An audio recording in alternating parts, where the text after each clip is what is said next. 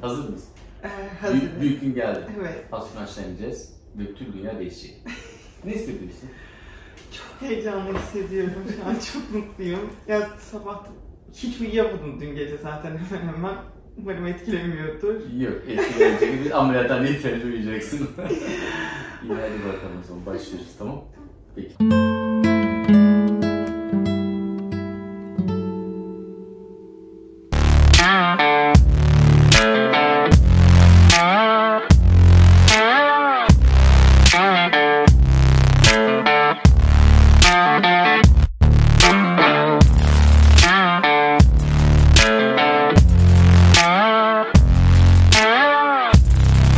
İlk gününü anlat.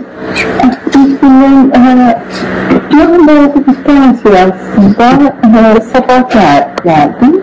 Bir 5 saat sonra kadar ameliyata alındım. Her şey çok güzeldi. Herkes çok ilgiliydi. Sonra uyandım, odaya geldim ve her şey bitmişti yani. Hissettin ne peki? En önemlisi bu. Ne hissediyorsun? Ya tam hatırlıyorum ki bilmiyorum. Yani çok mutlu olmalıyım. Şu anda bitmiş gibi hissediyorum. Kendim olabilmiş gibi. Kendin olabilmek. Evet. Doğru cümle bu galiba. Değil mi? Evet. Peki. Son söyleyeceğin şey. Son söyleyeceğim şey, çok teşekkür ederim her birinize. İyi. Daha da bir başlangıç. Gün bir bitti. Peki.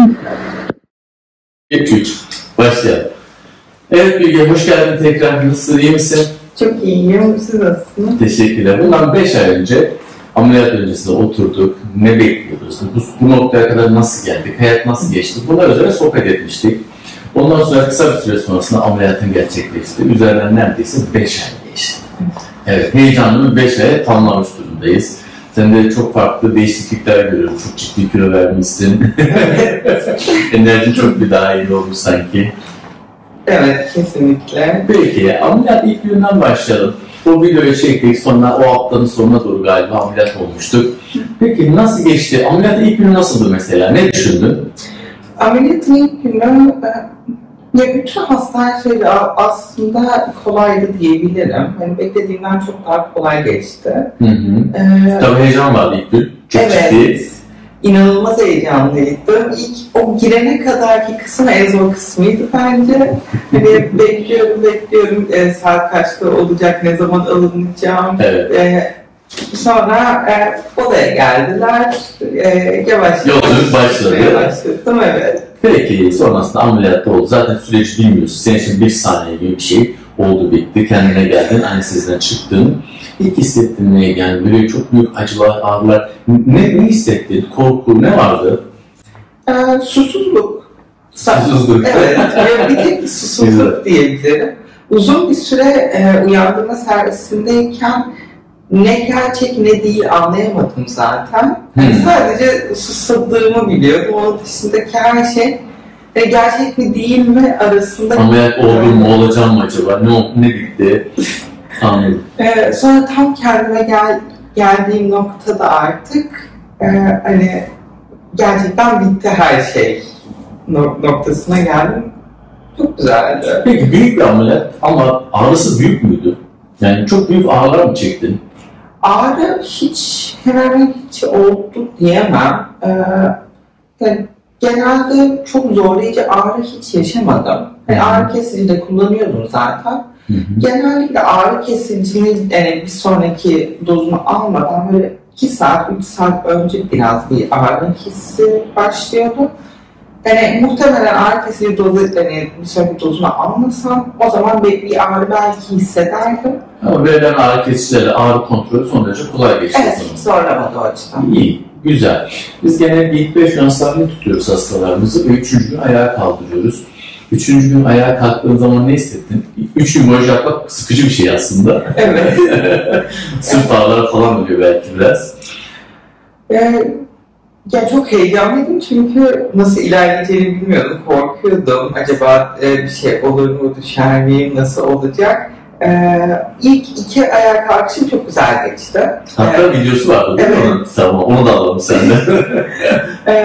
Bayağı böyle herkese hızlı kalkma, yavaş yavaş kalk demesi ama hızlı kalk direkt yürümüştüm. Her basamak düşündüğünden daha kolay geçti açıkçası. Evet. Güzel, güzel. 5. gün geldi. Bizim içinde sabit tuttuğumuz bir implant var. Onu çıkardık. Ondan sonra nasıl pansuman yapacağını vesairelerini öğreterek evine gönderdik. Eve dönüş nasıldı? Yani farklı bir insan olarak evden çıkmıştın, bambaşka bir insan olarak girdin. Ne hissettin? Yani dönüş sırasında aslında merdivenleri nasıl çıkacağım diye düşünüyorum. Ne düşündün buydu? Ama her şey bittiğinde odama yerleştim, yattım yatağıma ve hani sadece mutluydum. Hani çünkü çok zor bir dönem atlattım. Sonunda bütün verdiğim mücadeleler için uğraştığım şey oldu ve artık sadece iyileşmeyi beklemek kaldı. Hani hayatıma dönmek için çok sabırsızdım. Evet. O pansuman süreci zor muydu? Çünkü başlangıçta bakım gerçekten biraz yoğun bir bakım var bu işin. Çünkü ameliyatın ciddi anlamda temizliğe de önem verilmesi gerekiyor. İlaçların, kremlerin vesaire çok düzenli kullanılması gerekiyor. Yani özen gösterilmesi gereken bir ameliyattı. Bu çok yordu mu? Çok zorladı mı? Ev arkadaşım çok yardımcı oldu. Bu yüzden pek zorladığını söyleyemem. Tek başına ama belki biraz zor ama bir kişinin yardımıyla çok rahat atlatılan bir süreç bu. Doğru mudur? Tamamen katılıyorum. Hani tek başına çok zorlayıcı olur. Özellikle açılardan dolayı, görünmekten dolayı. Evet. De belli bir süre hani zarar verir miyim kendime, işte ameliyat... Kendine yabancı mı hissettin? Yabancı hissetmedim aslında. Sadece işte bu kadar ben uğraştım, sizler uğraştım, çok fazla emek var ortada. Hani o bölge dikişli bir bölge, enfeksiyona müsait bir bölge. Kendim bir şeyler yaparken zarar vermekten çok korkmuşum açıkçası. Hani dışarıdan bakan biri daha iyi ayarlayabiliyor açıları, işte çok net bir görüşe sahip, alana dair zarar verme ihtimali daha az. Güzel. Olduğu için ve ben bir süre kendi başıma bir şey yapmak pek istememiştim. Peki iyileşmenin hangi basamağında kendi başına pansumanlarını yapabildin? Dikişler alındığı noktada her şeyi kendim yapmaya başlamıştım. Onun öncesinde tamponu kendim pek takmadım açıkçası. Dediğim gibi o dikişlere zarar verme korkusu çok fazlaydı bende. Dikişler iyileştiği noktada tamamen kendim devam ettim. Anladım. Şimdi 5. aya geldik. Bayağı birçok basamağı geride bırakmış durumdayız. Ne hissediyorsun? Hayat nasıl? Hayat çok güzel. Her şey planladığın gibi gidiyor mu? Hemen hemen planladığım gibi gidiyor. Evet, gidiyor diyebilirim. Böyle birkaç haftalık farklarla çok güzel bir şekilde hayatıma dönmüş durumdayım. Okula gidiyorum. Gittiğim belli kurslar var. Şu an hani iş arama sürecindeyim. Hani güzel. Çok yeni bir hayat başladı galiba. Daha enerjik, yeni bir hayat. Peki, şimdi son derece büyük bir ameliyat, büyük bir değişim ve insanlar gerçekten korkuyorlar. Peki, bu videoyu izleyecek olan insanlara ne söylemek istersin korkularıyla ilgili? Yani bence korkmaya, vakit ayırmaya hiç gerek yok. Hani korkmak yerine hazırlanmak çok daha mantıklı. Bence çünkü korkursa hiçbir yanı yok. Yani o süre boyunca olabilecek belli şeyler için önlem alabilir insanlar. Evet. Yani işte belli alınacak şeyleri alırlar evde. Yatağı, ne bileyim, belli yerlere çekerler, çok yüksekse aşağı. Yani bu tarz önlemleri yapmak bence daha önemli çünkü korkulacak hiçbir yanı yok.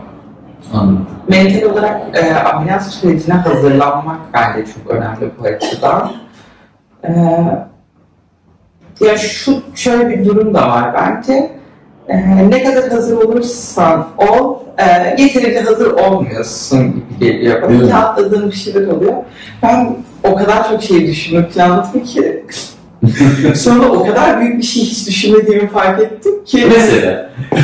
Ameliyat sonrası bakın. Bir an bile aklıma gelmedi bütün bu planlama düşüncelerinde işte ameliyattan sonra kullanılacak pedlerdir, işte bu tarz bir sürü şey satın aldım, hazır bulunucu falan ama değil mi? pansuman yapacağım aklıma gelmedi. Herkes ameliyata kadarki süreyi düşünüyor. Evet. Sonrasında kimse düşünmüyor. Bir olayım bitsin vesaire şeklinde. Gerçekten ameliyat olduktan sonra şunu inanamadım kendime. Pansuman yapacağımı nasıl planlamam, düşünmem. Hani bunu kim yapacak, nasıl yapacak. Hani sonra bir ameliyat bölgesi var ve nasıl akla gelmez gerçekten. Çok güldüm kendime. Neyse hani ev arkadaşım bütün hepsine üstlendi hani. Evet. Çok iyi bir şekilde. Ama illa bir şeyler atlanıyor. O yüzden bence korkmaya gerek yok. Her şey bir şekilde halloluyor açıkçası. Zor bir süreç, atlatılamayacak bir süreç kesinlikle değil. Yeter ki karar doğru bir karar olsun. Evet. Evet, peki. Sürecin başından beri bütün duygularını bizle açıkça paylaştın. Hatta insanlar bu düşüncelerden faydalansın, kendinden bir şeyler bulabilsin diye bunu paylaşmamıza da izin verdin. Teşekkür ederim. Peki, son olarak bu konuda ne söylemek istersin? Bizi izleyecek bir sürü insan var. Karar verme aşamasında ne bileyim endişeleri olan. Son olarak ne söylemek istersin? Yani o insanlar karşında olsaydı onlara vereceğin tavsiye ne olurdu? Son cümlelerini de alalım. Son cümlelerim. Psikolojik olarak çok zorlayıcı bir süreç olabiliyor. O yüzden bu konuda olabildiğince güçlü kalmak çok önemli. Bunun dışında o süreci psikolojik olarak atlattıktan sonra fiziksel olarak zorlayacak her şeyi bir şekilde insan kaldırıyor. Ben çok bir acı olmadı fakat ani olarak bazen belli şeylerden acı yaşadım. Geçti gitti, şu an hatırlamıyorum bir de. Fiziksel olarak her şey tamamen düzeldi. Çok güzel her şey. Hani bütün fiziksel sorunlar çok kolay bir şekilde geçip gidiyor. Psikolojiyi sadece güçlü tutmak gerekiyor. Evet. İşte kendime vereceğim bir tavsiye şu olurdu. Yani keşke ilk bir ay çok bakmasaydım resimlere. O şiş ve mor hali. Evet. İnsan merak ediyor, bakmak istiyor. Çok hevesli ama bence biraz psikolojiye çok iyi, uzun vadede gelmeme Evet, doğal olarak ameliyat bölgesinde o şişlikler, morluklar biraz anlamaya geciktirebiliyor. Hani insanlar çok güzel olduğunu söylüyor. Bence bunlarla yetinmek çok daha iyi olur bakmaya oranla. Biraz zaman gerekiyor oturması için. Evet. Ya çünkü bu bir süreç ve hani oturacak. Hani evet. O süre boyunca kafanda farklı şeyler kurmaya, bir de psikolojik olarak çok yorgun bir döneminde kendine bunu yapmaya çok gerek yok diyebilirim sadece. En büyük tavsiyem oldu. Çoğu insanın uyuyacağını düşünmüyorum o anki çok mutlulukla, hevesle. Ama bence bir ay en azından zaman vermek gerekiyor. Peki, çok teşekkür ederim. Ben çok teşekkür ederim. Peki, sağ olun.